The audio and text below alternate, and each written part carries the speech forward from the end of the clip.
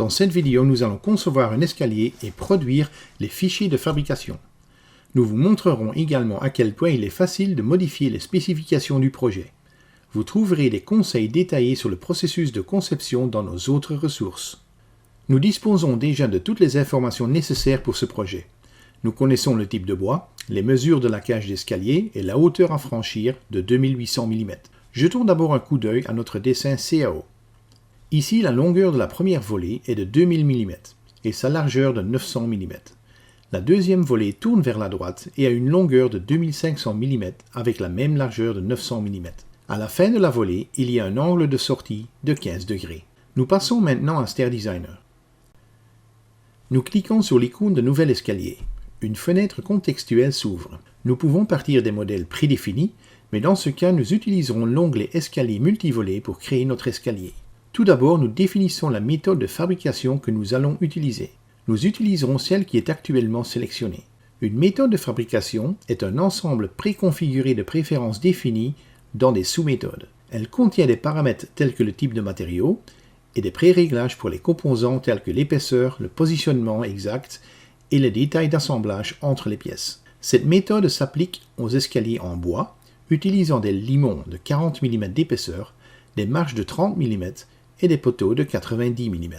Nous mettons la hauteur à franchir à 2800 mm. Il faut maintenant compléter les détails des volets. Le type de volet est une volée droite et nous définissons la longueur gauche à 2000 mm. La largeur est de 900 mm.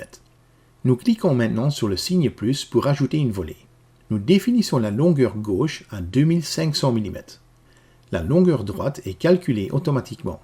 La largeur est également de 900 mm. La rotation se fait vers la droite, nous conservons ce paramètre. L'angle est par défaut de 90 degrés et c'est correct pour notre escalier. Sur le plan CAO, nous avions un angle de sortie de 15 degrés. Nous fixons la même valeur ici. Nous avons maintenant défini tous les paramètres des volets et nous cliquons sur OK. Stair Designer a calculé l'escalier à l'aide de son assistant interne lié à un ensemble de valeurs de contrôle que vous pouvez voir dans le menu des propriétés. Les paramètres principaux sont la hauteur de marche, le giron et le pas de foulée. Les valeurs acceptables sont définies via le menu Outils, valeurs de contrôle, et reflètent une conception d'escalier sûr et confortable. Toutes valeurs calculées se situant en dehors de cette fenêtre sont affichées en rouge. Par exemple, si je fixe maintenant le nombre total des marches à 12, toutes les valeurs se montreront en rouge car elles ne sont pas conformes à nos valeurs de contrôle. Remettons les marches à 15. Nous allons maintenant ajouter une marche palière de 70 mm. Allez dans la barre d'outils Quick Design et cliquez sur l'icône Ajouter un palier. Nous sélectionnons le modèle 1 et fixons la longueur à 70 mm. Le logiciel calcule automatiquement la largeur. Ensuite, nous avons le paramètre de position qui nous permet de positionner la marche palière à l'intérieur ou à l'extérieur de la cage. Dans le cas présent, nous sélectionnerons dans la cage car nous souhaitons respecter l'encombrement de 2500 mm. Cliquez sur OK pour ajouter cette marche palière. Ajoutons maintenant quelques composants supplémentaires à notre escalier. Allez dans la barre d'outils Quick Design et cliquez sur l'icône Ajouter un limon. Nous voulons qu'il y en ait sur les côtés gauche et droite de l'escalier. Nous allons donc tous les sélectionner. Nous ne modifierons pas les paramètres ci-dessous car ce dont nous avons besoin correspond à notre méthode de fabrication. Cliquez sur OK. Vous pouvez voir que les limons ont été ajoutés à l'escalier. Maintenant, nous ajoutons des poteaux. Au lieu d'utiliser la barre d'outils, nous pouvons également utiliser une option de clic droit pour ajouter des composants. Sélectionnez Ajouter un poteau. Nous voulons que les poteaux se placent du côté droit de l'escalier. Sélectionnez le premier poteau sur le côté droit en utilisant le point prédéfini sur le début de la volée. Un poteau est positionné et les paramètres deviennent disponibles. Comme nous continuons à suivre notre méthode de fabrication, nous ne changerons pas ces valeurs. Cliquez sur Appliquer. Sélectionnez maintenant le deuxième point pour le poteau d'angle et cliquez sur Appliquer. Enfin, nous ferons de même pour le poteau à l'extrémité et sélectionnerons le dernier point de la marche palière. Puis nous cliquerons sur OK. Les poteaux sont positionnés comme nous le souhaitons. Le dernier composant ajouté est la rampe. Faites un clic droit et sélectionnez Ajouter une rampe. Sélectionnez sur le côté droit et la nouvelle rampe sera montrée en vert. Cliquez sur OK. Notre escalier est maintenant en place. Nous allons maintenant ajouter la trémie pour vérifier l'échappée. Notre plan CAO montre un trait bleu à 1600 mm de l'arrière de l'escalier. C'est là que s'arrête la trémie. Pour le reste, la forme est la même que celle de la cage d'escalier. Allez dans le menu Modifier et sélectionnez Trimmy. Un écran contextuel apparaît, dans lequel nous devons définir les paramètres. La longueur de la deuxième volée est définie automatiquement et correspond à nos traits. La largeur est fixée à 900 mm. Nous pouvons conserver cette valeur pour l'instant, car nous modifierons la trémie pour qu'elle corresponde à notre situation. L'épaisseur du plancher est fixée ici à 300 mm et nous conservons également cette valeur. Cliquez sur OK. La trémie est maintenant ajoutée en vert. Dans le menu des propriétés, vous avez accès à ces paramètres. Cliquez sur le bouton d'édition et la trémie est maintenant en mode édition. Si vous survolez le côté gauche, vous voyez que la longueur est de 900 mm. Comme nous avons besoin de 1600 mm, nous sélectionnons le point inférieur gauche et modifions la valeur Y dans les valeurs de coordonnées de 1100 à 400, car nous devons descendre de 700 mm. Double-cliquez sur la ligne pour ajouter un point et positionner celui-ci de l'autre côté de la volée. Nous devons maintenant replacer la trémie sur l'angle de l'escalier. Double-cliquez sur la ligne de droite pour ajouter un point et le positionner sur l'angle de l'escalier. Si vos valeurs sont conformes à l'espacement de la grille, vous pouvez les placer en les faisant glisser. Sinon, utilisez le système de coordonnées pour les positionner. Double-cliquez sur l'écran en dehors du volume de l'escalier et le logiciel quittera le mode d'édition. Dans le menu Propriétés, sous contrôle d'échappée, vous pouvez lire que la hauteur est de 2126 mm, ce qui est conforme à la valeur de contrôle fixée à 2000 mm. Une valeur inférieure à 2000 mm apparaîtrait en rouge. Jetons un premier coup d'œil à notre projet en 3D. Cliquez sur l'icône 3D. Nous avons maintenant une vue de l'escalier que nous avons créé. Dans cette méthode de fabrication, le chêne est le type de bois utilisé. Nous devons utiliser une combinaison de chêne avec certaines parties peintes en blanc. Allez dans le menu des propriétés, cliquez sur la liste déroulante des styles de matériaux. Nous allons sélectionner Cottage, qui est une sous-méthode prédéfinie avec des matériaux dont nous avons besoin. L'escalier complet s'adapte instantanément à nos spécifications. Vous pouvez créer autant de styles que vous le souhaitez à partir de n'importe quelle combinaison d'essence de bois ou d'autres matériaux. Modifions maintenant certains détails des composants.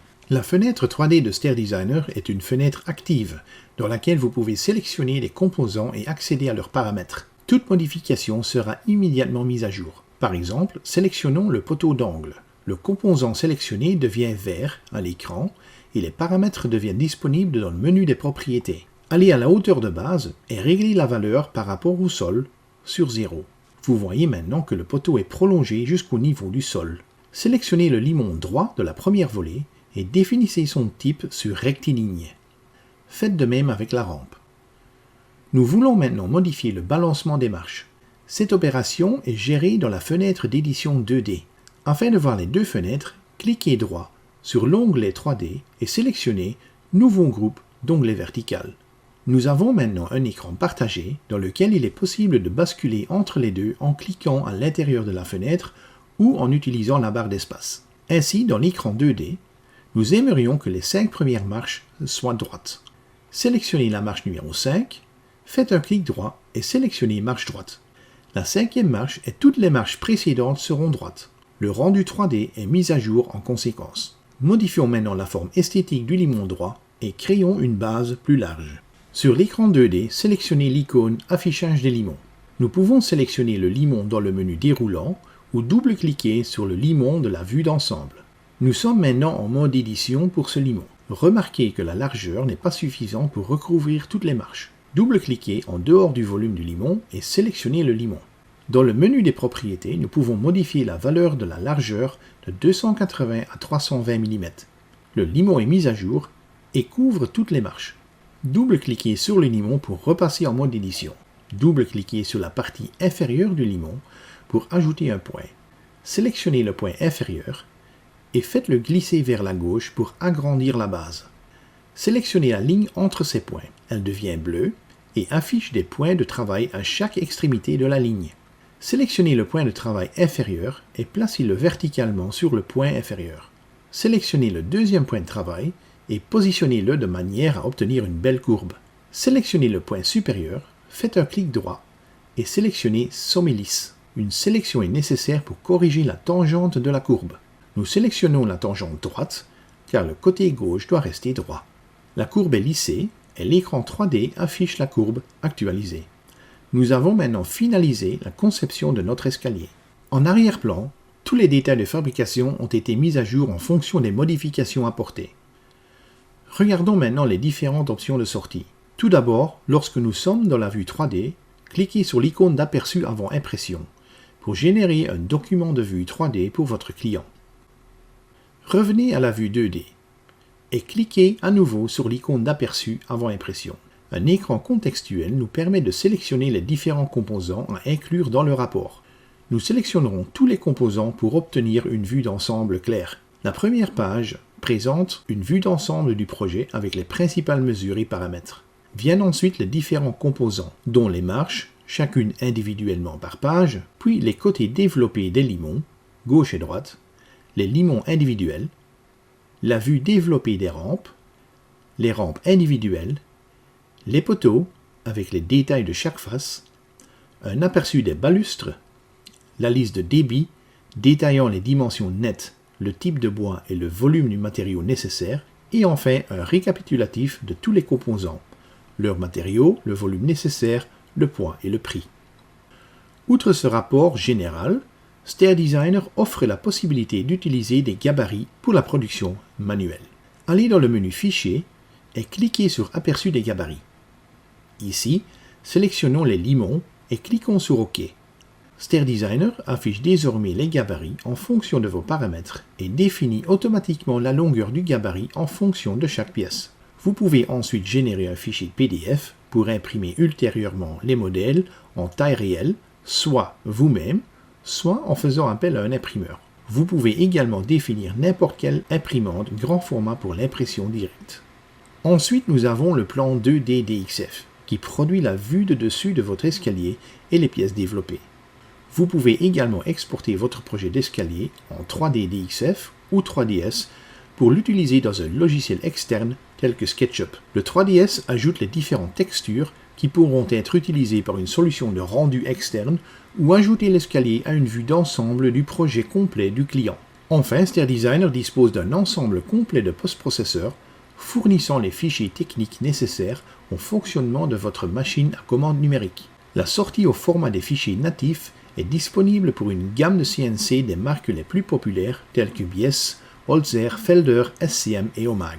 Il existe également un post-processeur DXF standard compatible avec pratiquement tous les autres types de CNC. Cette vidéo a permis de jeter un coup d'œil rapide sur certaines des principales fonctions de conception disponibles dans StairDesigner. Ces fonctionnalités et bien d'autres sont détaillées dans les ressources de notre site web. Nous espérons vous avoir montré à quel point le processus de conception est rapide, avec un accès instantané aux résultats de fabrication et aux rendus 3D qui sont mis à jour dynamiquement à chaque modification que vous apportez. Merci beaucoup d'avoir regardé cette vidéo.